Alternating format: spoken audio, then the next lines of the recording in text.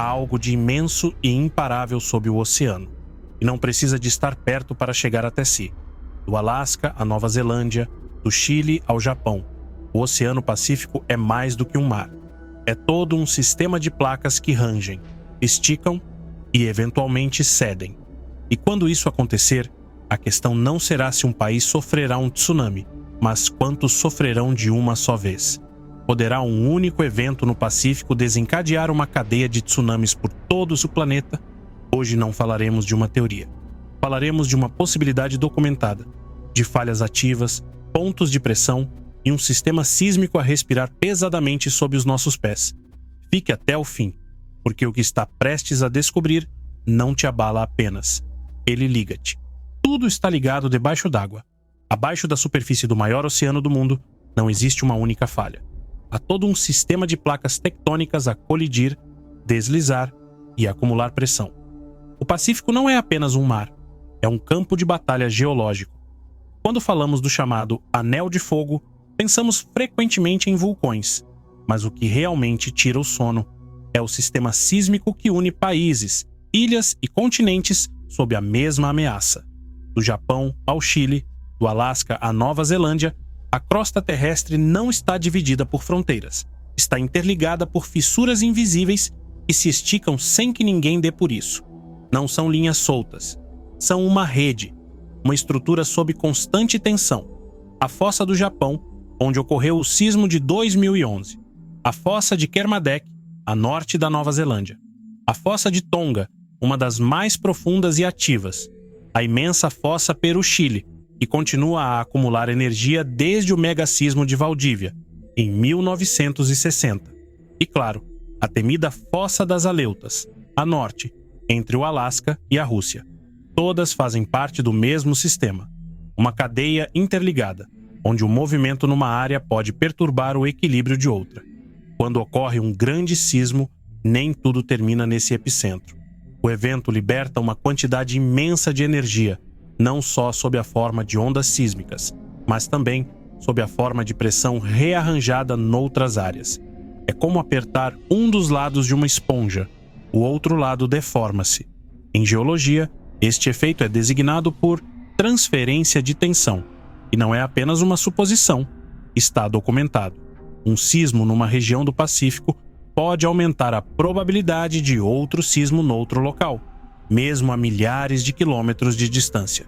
Evidências. Existem algumas.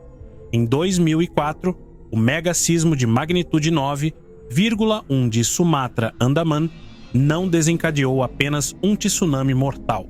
Também desestabilizou outras falhas regionais. Nos meses seguintes, registrou-se um aumento invulgar da atividade sísmica noutras zonas do planeta, incluindo o Alasca. Em 2011, após o terremoto de Tohoku, no Japão, cientistas detectaram um aumento significativo da pressão tectônica na Fossa das Kurilas e na região de Kamchatka. Coincidência? Difícil dizer. Coincidência? Improvável. Conexão tectônica? Mais provável do que muitos imaginam. O conceito é claro. Quando uma zona se rompe, as outras tensionam. Quando uma se rompe, a outra é obrigada a resistir ainda mais. É uma coreografia invisível de placas colossais. E esta dança pode tornar-se letal quando várias zonas entram numa fase crítica ao mesmo tempo. Hoje, os modelos sísmicos mais avançados não observam apenas falhas individuais. Estudam como interagem entre si, e o resultado é perturbador.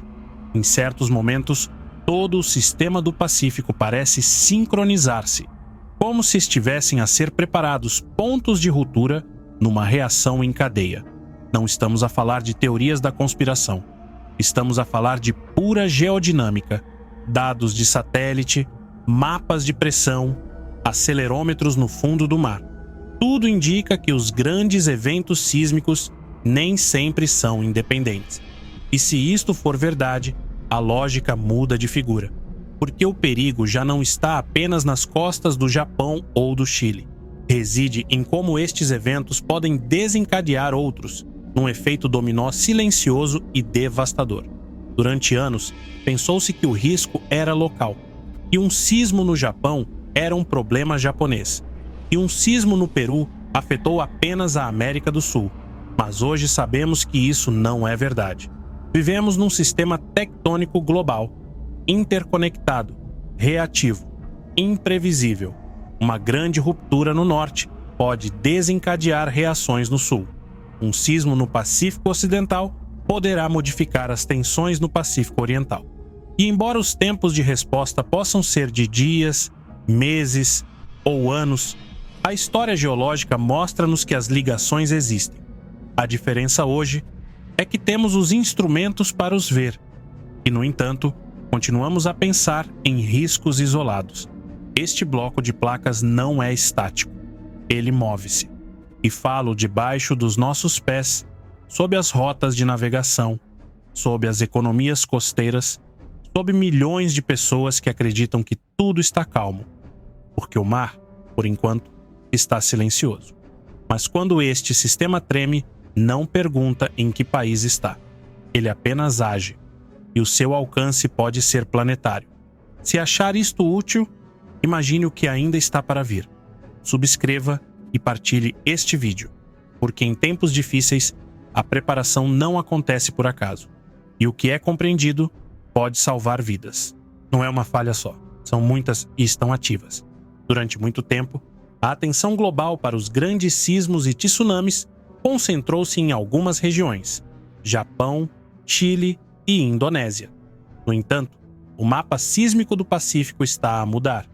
Não porque as placas tectônicas tenham decidido comportar-se de forma diferente, mas porque a nossa forma de as compreender evoluiu.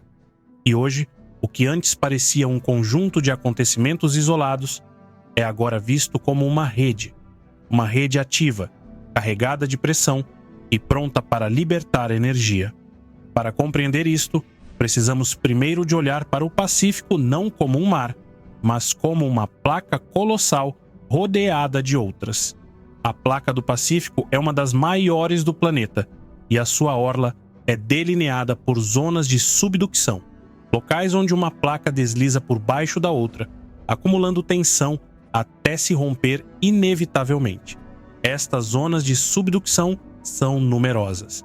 Na verdade, estão distribuídas num anel que conhecemos como Anel de Fogo do Pacífico, e cada uma representa uma ameaça sísmica e vulcânica por si só.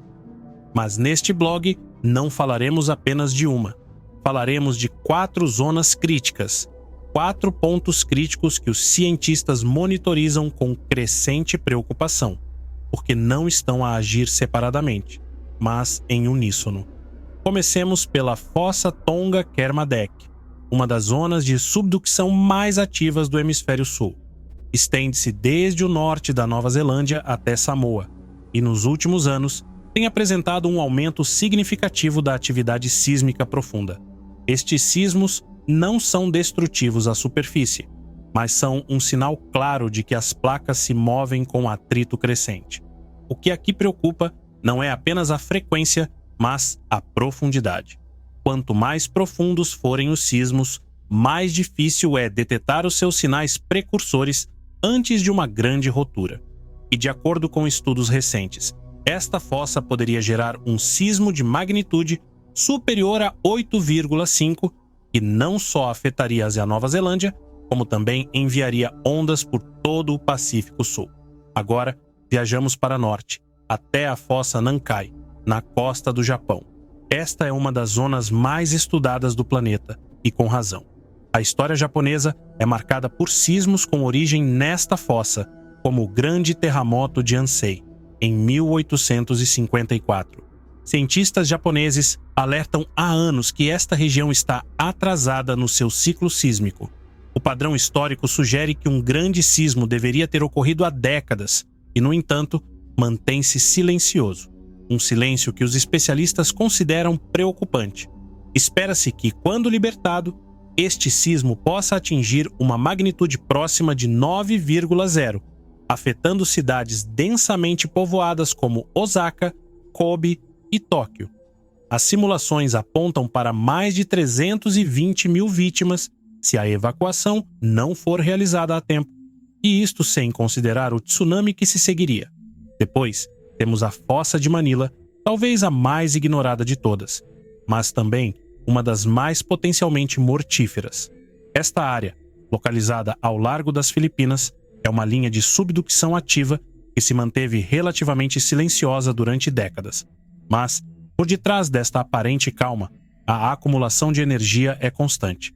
Se a Fossa de Manila se romper, um sismo de magnitude entre 8,5 e 9,3 poderá impactar não só as Filipinas, mas também as costas da China, Taiwan e Vietnã.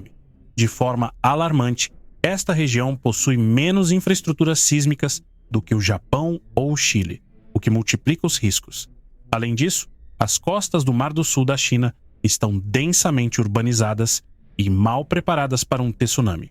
E claro, não podemos esquecer a Fossa Peru-Chile, uma das mais famosas e, ao mesmo tempo, uma das mais perigosas do mundo.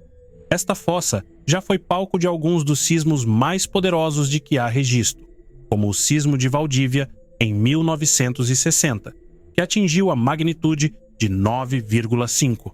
Hoje, grande parte da sua área, especialmente no sul do Peru e no norte do Chile, apresenta sinais de acumulação de uma enorme pressão tectônica. A preocupação aqui não é apenas a magnitude, mas também o potencial de um deslizamento total. Um evento em que um segmento de terra com mais de 1.000 quilômetros de comprimento poderia quebrar numa reação em cadeia, desencadeando um sismo de grande impacto e um tsunami regional. Lima, Iquique, Arica, Valparaíso e até cidades mais a sul, como Concepción, estariam em risco. Então, o que tem estas 4 zonas em comum? Todas apresentam sinais de pressão, aumento de microsismos, deformação do solo, alterações nos padrões de emissão de gases em zonas vulcânicas próximas. Em suma, estão ativas, carregadas e sincronizadas em mais do que apenas o tempo. E isto leva-nos a uma questão que até há pouco tempo parecia improvável, mas que agora está a ser seriamente posta em causa nas conferências científicas. Serão possíveis rupturas múltiplas em diferentes pontos do Pacífico? Por outras palavras, se uma grande rotura ocorrer num ponto, poderá desencadear, por ressonância tectônica ou pressão redistribuída, novas roturas noutros segmentos? A história tem precedentes. Em 2004, o terremoto de Sumatra não só causou um tsunami que devastou o Sudeste Asiático, reconfigurou também o equilíbrio das placas na região, e meses depois foram registrados grandes sismos na Índia, no Paquistão e até no Mediterrâneo. Em 2010, o sismo chileno alterou a distribuição da massa planetária ao ponto de alterar ligeiramente a duração do dia. E em 2011, o terremoto no Japão provocou efeitos secundários que ainda estamos a estudar. O que isto nos diz é que os sismos nem sempre são eventos isolados, fazem parte de um sistema. E quando este sistema é interrompido num ponto-chave, pode reverberar por todo o globo. É por isso que falar do Pacífico já não é falar de um lugar. É falar de um sistema planetário interligado. E quando este sistema apresenta sinais de pressão em várias áreas ao mesmo tempo, o risco não é local, é global. Uma onda pode atravessar continentes. Ao ouvir a palavra tsunami, provavelmente pensa numa onda gigantesca a arrebentar na praia. Mas o que muitos não sabem é que um tsunami não é apenas uma onda.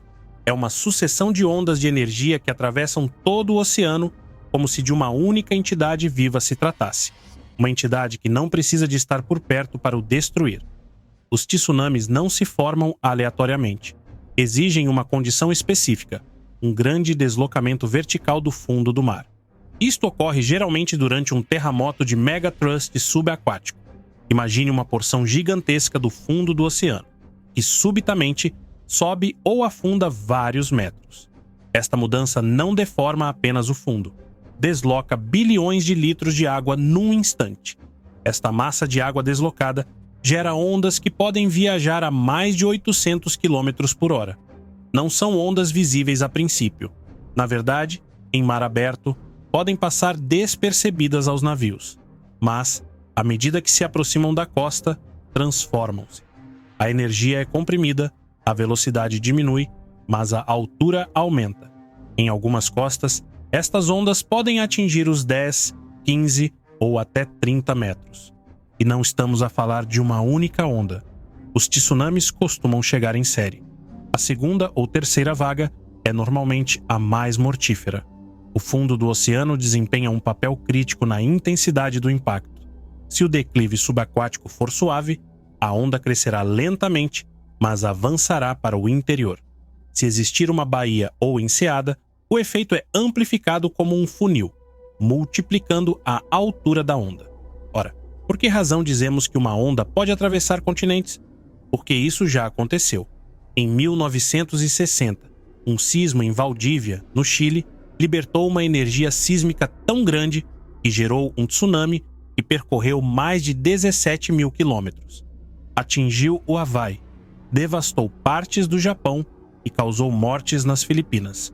Tudo a partir de um único ponto de origem. Em 2011, o tsunami japonês gerado pelo sismo de Tohoku também atravessou o Pacífico.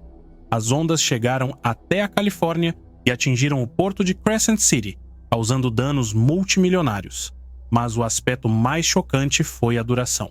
Embora o sismo tenha durado apenas alguns minutos, as ondas continuaram a atingir o local durante mais de 24 horas. E em 1964, um outro terremoto no Alasca gerou um tsunami que afetou o Canadá, o Japão e várias nações insulares do Pacífico. Tudo isto demonstra uma verdade incontornável. O oceano é um mensageiro implacável. Transporta energia de um ponto para outro com precisão matemática. As áreas mais vulneráveis são bem conhecidas.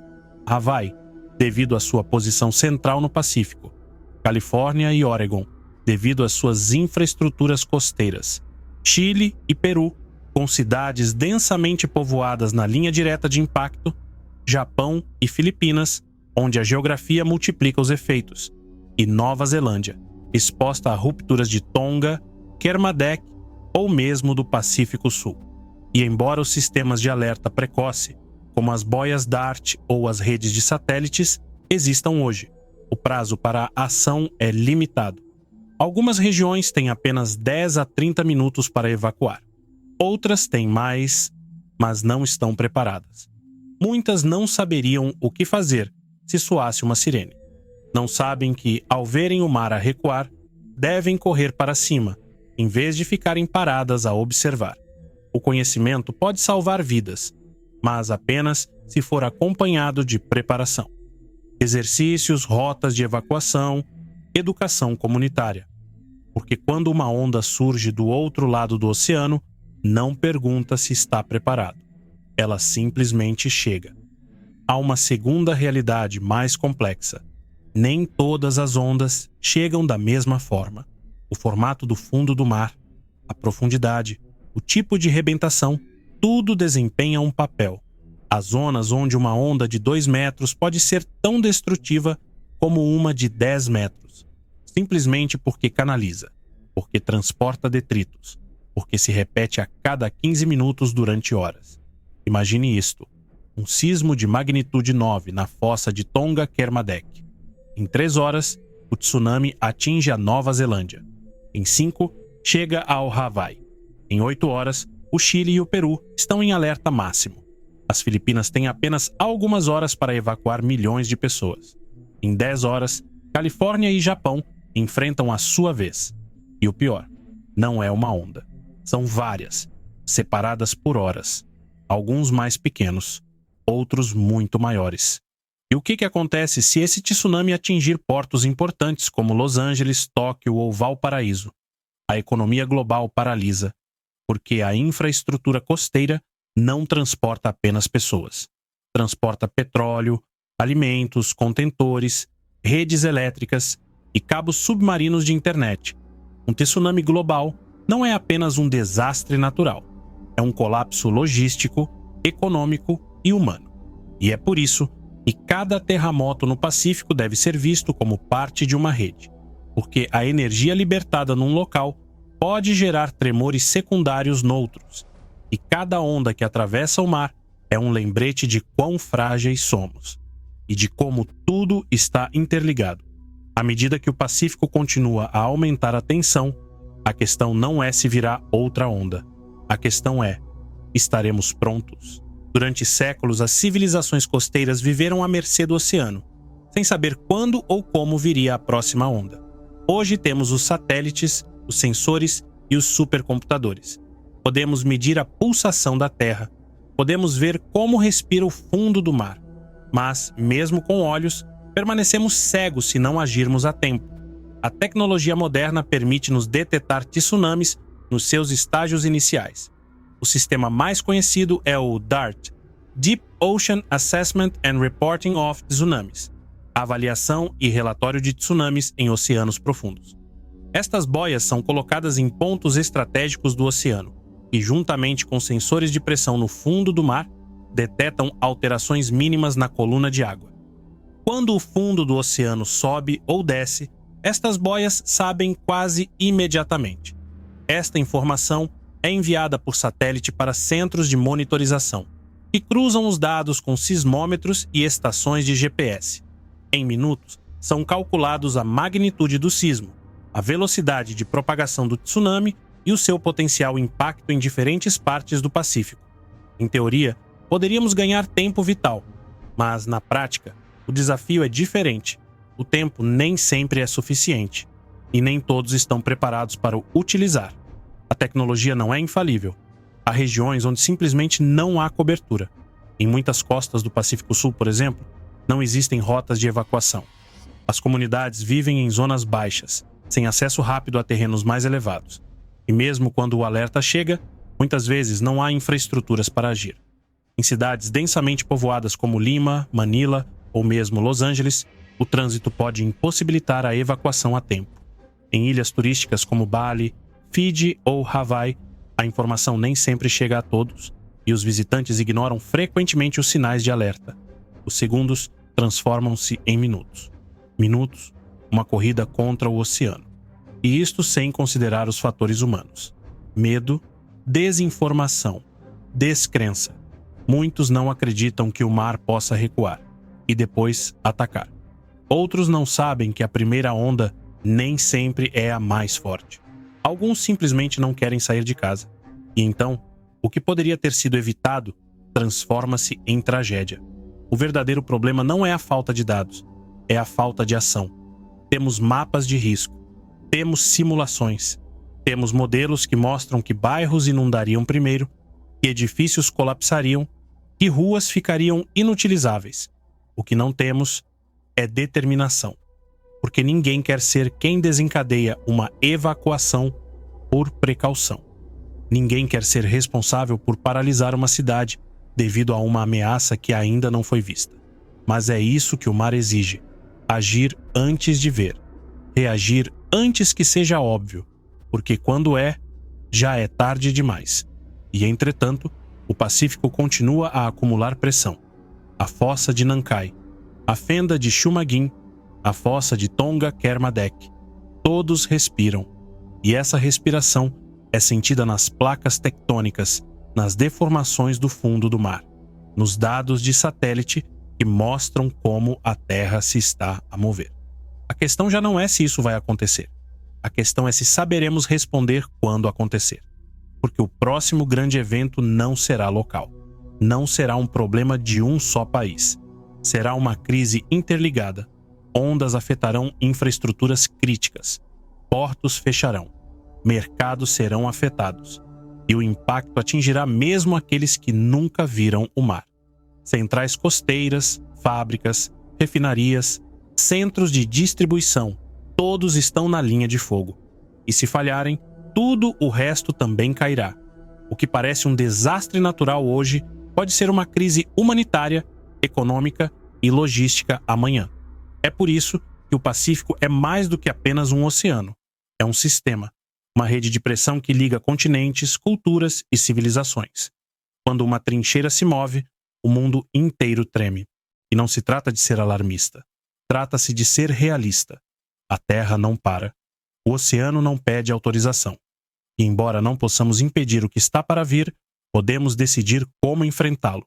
Prepare-se, aprenda, informe-se, porque nesta história o silêncio não é paz, é um aviso. O oceano não precisa de permissão para subir. E o que acontece numa trincheira pode ser sentido em todo o planeta. Vemo-nos no próximo vídeo. E até lá, estejam alertas, estejam atentos.